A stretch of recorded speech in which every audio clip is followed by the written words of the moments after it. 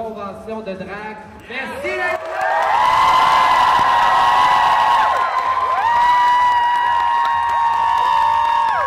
On va procéder à la coupure du ruban et j'aimerais que ce soit la légendaire Michèle Dorion qui vient de célébrer ses 35 ans de carrière.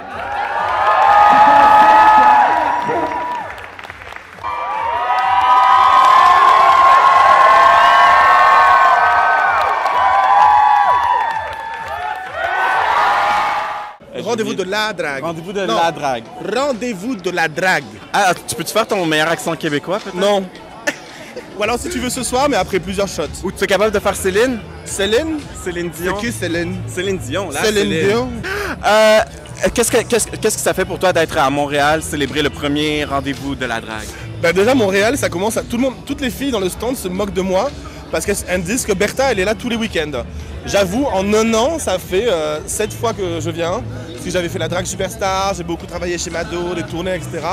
Et là, venir pour les rendez-vous de la drague, c'est vraiment canon parce que, aidant même pour nous, rencontrer toutes les queens locales, tous les groupes de drag king, de drag queen, etc. C'est hyper enrichissant. Et aussi rencontrer le public d'ici, le public local, et surtout tous les Québécois. Ben oui. Est-ce que t'as un gros fanbase québécois? Bah apparemment. Et toi, qu'est-ce que t'aimes de Montréal? Qu'est-ce que j'aime dans Montréal? C'est tellement la good vibe et c'est c'est ce que je dis le what the fuck. C'est I don't care. What the fuck, be who you are. T'as vu? Et en plus, elle est bilingue. Hein? Non, mais bravo. Quand tu viens en Amérique du Nord, là, ouais. faut que t'aies le bilinguisme. C'est ça, exactement. J'ai tout. J'ai tout. Et qu'est-ce que ça fait aussi d'être avec tes copines de Drag Race France? Mais en fait, c'est le retour à la colonie de vacances. C'est ça. En plus, ça fait longtemps qu'on s'est pas vu toutes. Donc, c'est trop bien. C'est la folie. OK, oui. Ben, parfait. Bah, oui. Et qu'est-ce qui t'attend pour le futur? Qu'est-ce qui t'attend? J'ai demandé un challenge de cuisine pendant l'émission. Et maintenant, j'ai eu mon émission de cuisine et j'ai ouvert un restaurant à Paris, à mon nom. Il y a plein de tournées qui arrivent. Sûrement un retour à Montréal début de l'année prochaine avec mon show. Donc ouais, plein de choses. Plein de choses. Est-ce que c'est aussi une opportunité pour toi de venir ici pour trouver des nouvelles, peut-être des nouveaux horizons en Amérique du Nord, au Canada, aux États-Unis? Oui, mais j'ai déjà mon agent ici, mon agent local. En plus, il passe au bon moment, quoi. Bravo. Voilà. Je parlais oui, mais j'ai mon agent local. Mais oui, après c'est. Enfin, moi j'ai envie de venir, mais tous les week-ends, quoi, sans rire. Ben, t'es la bienvenue. Sauf que la poutine, c'est pas possible, les enfants. Ah, c'est non? Mais non! Les enfants, la poutine, qu'est-ce que c'est? C'est une frite molle sans goût, avec une sauce brune pas bonne et un fromage en grains qui. Pourquoi on appelle ça fromage? Ça a pas de goût. Non, tu le gardes au montage. C'est du squish de la bouche et ça n'a pas de goût. Les enfants, je vais venir vous faire manger. On aime le Québec sauf la poutine. C'est ça, exactement. Ben merci Barbada de prendre le temps de nous parler. Merci d'être là. Qu'est-ce que ça représente pour toi, le rendez-vous de la drague aujourd'hui? Les rendez-vous de la drague, là, premièrement, c'est une première. Le premier rendez-vous de la drague francophone au monde, c'est quand même extraordinaire. C'est aussi extraordinaire de voir qu'il y a une belle diversité, non seulement au niveau des artistes, mais au niveau des gens qui viennent voir aussi. Ça montre que la drague, c'est vraiment pour tout le monde, que ce soit pour en faire ou pour l'admirer.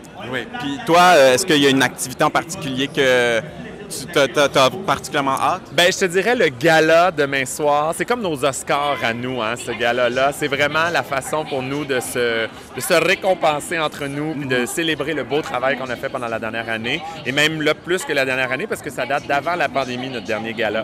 Alors, j'ai très, très hâte à ça. Là je vois qu'il y a des gens d'autres éditions, il y a des gens un peu de l'étranger et tout. Toi, est-ce que le Drag Race, ça t'intéresse? Drag Race, participer à un Drag Race, ce genre d'activité, que ce soit en France ou au Canada? C'est sûr que si on m'invite à animer une franchise de Drag Race, ça va me faire immensément plaisir. Parfait. Wink, c'est ça. Et donc, qu'est-ce qui s'annonce pour toi dans les prochains mois éventuellement? Mon Dieu, on continue des Heures du Conte, on continue plein de beaux projets. Il va y avoir une émission spéciale à Télé-Québec avec des dragues le 29 décembre. Ça va s'appeler Les Reines de la Pop. Et on est jumelés. Il y a Mona de Grenoble, Tracy Trash, Gisèle Lullaby, Mado Lamotte et moi-même. Et on est avec des artistes drague extraordinaires. Alors, manquez pas ça, c'est le 29 décembre en soirée. Parfait. Ben, merci beaucoup. Merci. Comment est-ce que vous vous sentez là, à ce premier rendez-vous de la drague? Bien, c'est un peu l'aboutissement de plusieurs mois de travail. On travaille tous bénévolement pour le faire. Mais on voit que les gens sont contents, les dragues sont contents d'être ici, le public est content. Je pense que c'est un bel événement. Donc, c'est un petit peu de poids qui débarque de sur les épaules. Puis là, l'important, c'est que les gens en parlent. Il reste des billets pour ce soir, pour demain soir. On a besoin de l'appui du public. On a besoin que les gens viennent. Mais on veut que les gens comprennent que l'art de la drague, c'est un art, que c'est des gens, c'est des humains derrière ça, c'est des gens qui sont des artistes qui sont multidisciplinaires. Il faut savoir danser, se maquiller, coiffer. Il y en a plusieurs qui font leur costume, apprendre des chansons par cœur. Donc, j'espère que les gens vont venir, mais on se sent bien, c'est le fun. C'est normal. Puis est-ce que justement, là, je voyais qu'il y avait des dragues, par exemple, de la France. Est-ce que éventuellement, vous aimeriez encore plus ratisser large et aller chercher donc dans l'Europe francophone, l'Afrique francophone? L'idée, c'est que ça devienne une des plus grandes conventions de drague au monde. Puis oui, là, on a des dragues de la France, des dragues de la Belgique, on a des États-Unis, du Canada, mais là, on en a quelques-uns. Moi, j'aimerais ça qu'on en ait de partout, qu'on ait des dragues de l'Australie, de la Nouvelle-Zélande, que ça soit une convention francophone, mais que ça représente le Québec, le Montréal d'aujourd'hui, qui est un Montréal bilingue, puis qu'on fasse un événement différent. Et oui, des dragues, éventuellement, s'il pouvait y avoir des dragues en Afrique, je sais pas, je ne crois pas qu'il y ait des dragues présentement en Afrique, mais pourquoi pas un jour? Ça serait l'objectif. Et est-ce que vous avez je comprends que, bon, vous organisez, donc vous devez aimer tous les événements, mais est-ce que vous avez un événement coup de cœur durant la fin de semaine? Je pense que le tapis rose, c'est vraiment le moment que... Tu sais, ça fait shiner les dragues, on sent l'énergie des gens, le public est heureux. Je pense que, puis regardez ça, le tapis rose. Avez-vous déjà vu un tapis rose aussi long qui finit par un soulier aussi gros? Je veux dire, pour moi, c'est le moment de la fin de semaine. Puis on en a un autre demain, dimanche. Mais c'est le moment où tu veux être. C'est vraiment là. Mais c'est sûr qu'on a plein de choses. Puis je suis content qu'on ait plein de choses dans le village aussi. On a des bars du village, le cocktail, le club date, le district, le stock and soda, le saloon. C'est tous des gens qui nous ont aidés, qui ont été présents. On peut pas faire ça sans des partenaires, c'est impossible.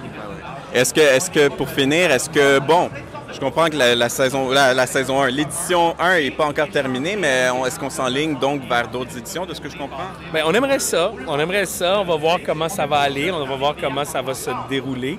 Mais idéalement, oui, une édition 2 encore plus grande. On a fait une marche dans le village pour l'Halloween jeudi. On avait une 50aine de personnes. J'en veux 200 l'année prochaine. J'aimerais ça que les gens voient, les gens viennent, qu'on vienne en famille. Il y a plein d'enfants là, qui s'amusent, qui viennent voir la couleur, les paillettes. Tu sais, on rentre dans le mois de novembre, le mois un peu plat. Mais avant de rentrer dans le mois de novembre, venez voir des couleurs, venez voir des costumes, venez voir des gens qui ont du plaisir, venez vous amuser au rendez-vous de la drague. Idéalement, on va faire ça, on essaie de faire ça en octobre un peu toujours. Est-ce que je te fais rougir? Oui. C'est cute. C'est juste lundi, place à la relève. C'est à tous les lundis au bar Le Cocktail. Et moi, je donne une plateforme à tous les bébés dragues de pouvoir venir se donner en spectacle. J'accepte tous les genres de drague, les drag kings, les drag queens, les drag créatures, et je leur donne un espace pour pouvoir venir se donner en spectacle, et ils doivent avoir 3 ans et moins d'expérience. Okay. Alors, il y en a beaucoup qui ont commencé il y a 3 ans, qui sont maintenant, ils ont gradué, et maintenant, je ne peux plus les avoir, mais maintenant, c'est eux autres qui m'embauchent. Alors, ça a un bel effet parce que moi, je leur ai donné des chances et là, c'est eux autres qui me donnent des chances en m'embauchant dans leurs nouveaux spectacles ou dans des connaissances, etc. Donc, c'est vraiment une occasion, vraiment le fun de pouvoir venir au lundi parce qu'on ne sait jamais à quoi s'attendre. Il y en a que c'est leur première fois Et on peut voir une perruque qui va tomber, des seins qui vont s'enlever, des tocs sans toc. Tout est acceptable. On paye ce qu'on veut. Alors, on y va avec des pourboires, on peut donner un petit montant à l'entrée, et c'est ça notre salaire. Donc, ça n'engage à rien à personne, il n'y a pas de cover charge, mais vous donnez ce que vous voulez, et c'est comme ça que c'est gratuit, c'est abordable à tout le monde. OK, et là, comment... Donc là, tu es venu aujourd'hui au rendez-vous de la drague avec ta troupe, je dirais? Oui, pendant tout le week-end, on va avoir 19 bébés dragues. Donc, j'en ai mes petits bébés dragues qui sont juste là. Et puis, ils vont être là toute la fin de semaine. On a fait un horaire là, pour que tout le monde puisse avoir une opportunité de rencontrer les gens, puis de se vendre, parce que c'est important de se vendre auprès du public. Fait que, dans le fond, c'est comme un genre d'école aussi. Et donc, je m'en allais te demander, as-tu une activité en particulier que tu attends, mais donc c'est la clôture. C'est la clôture lundi, mais pour moi, c'est un spectacle régulier, mais on va clôturer ça, le rendez-vous de la drague, lundi. D'accord, parfait. Puis donc, dernière question, donc qu'est-ce que ça signifie pour toi, ce rendez-vous-là, de manière générale? Est-ce que quand tu as eu la nouvelle de ce salon-là, comment tu t'es senti? Bien, c'est une excellente nouvelle pour les dragues parce que ça nous donne l'occasion de pouvoir justement se vendre, se faire voir et pas juste dans un bar. Parce que là, on n'est pas dans un bar, là, on est à la lumière du jour, aïe aïe.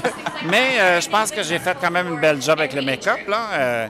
Mais c'est l'opportunité de pouvoir voir les gens et de jaser avec eux autres à côté de soi et peut-être mettre une main sur un genou